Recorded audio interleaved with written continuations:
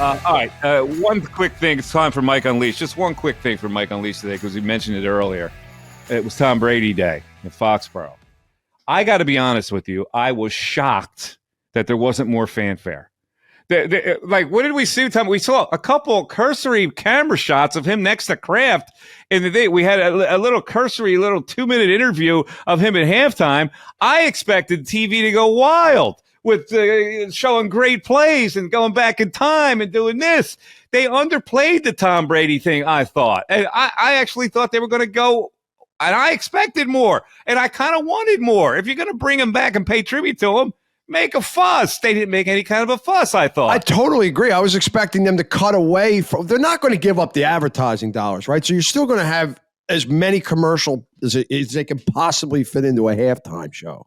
That said, they could have done away with Browns-Bengals highlights or whatever other crap 1 o'clock game they were highlighting at halftime. I mean, I kind of wanted to see it, to be honest with you.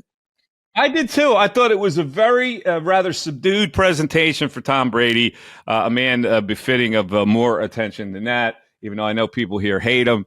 I think he's the best ever, so I admire the best ever, and I don't have a problem with whatever that dude does. Okay, so that is a quick Mike Unleashed today. Let's get towards the end of this show with my thought of the day.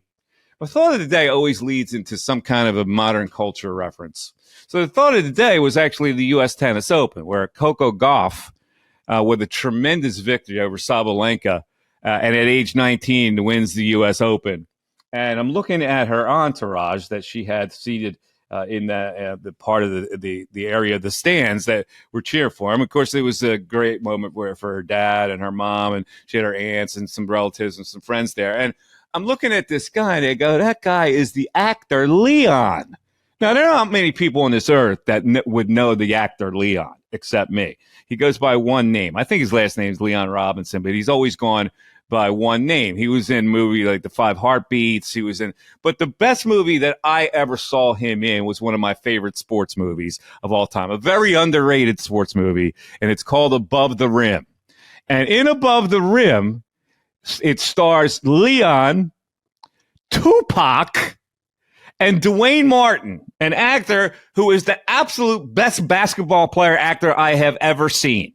And it's a story about Dwayne Martin, who's a great high school player, but he's a little cocky, and he's trying to get to the next level, trying to get a scholarship to Georgetown, and and it's the backdrop of the inner city. And Tupac is, of course, the drug lord in the neighborhood who fosters a team in this big tournament that they have on the playground.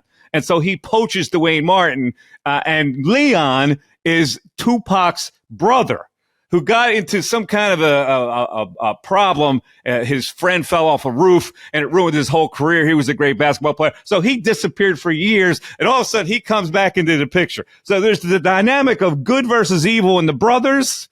Yeah, you got Tupac paying for players to win this tournament. You got Dwayne Martin, a cocky kid trying to get to the next level, who's going to be swallowed by the gangs. And Bernie Mac is also in the movie as a junkie on the street. Right? Darren, I assume you have not seen this movie. I have seen it. I've only seen it once. It's been a long time.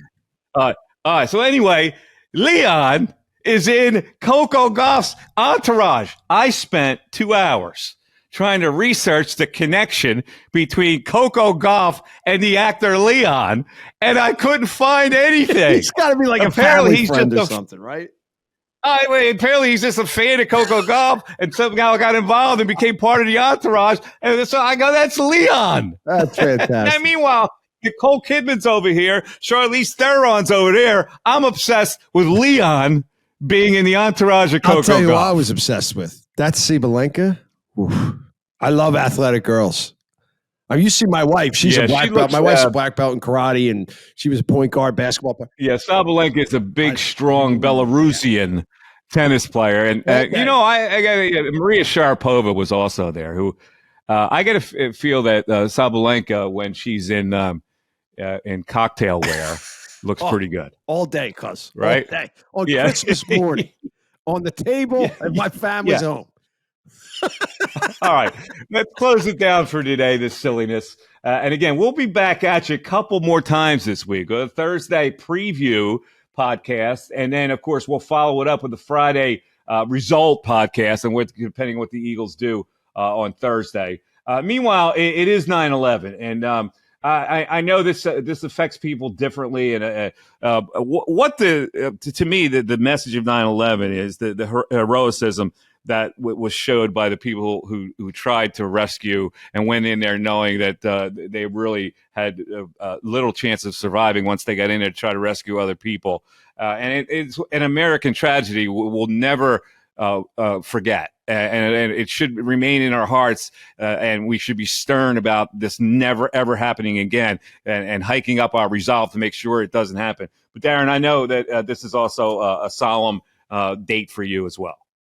My grandfather was a highly decorated firefighter, Ed Murphy, who actually turned down the fire chief of Philadelphia job twice because he said, "I'm not a chief, I'm a firefighter."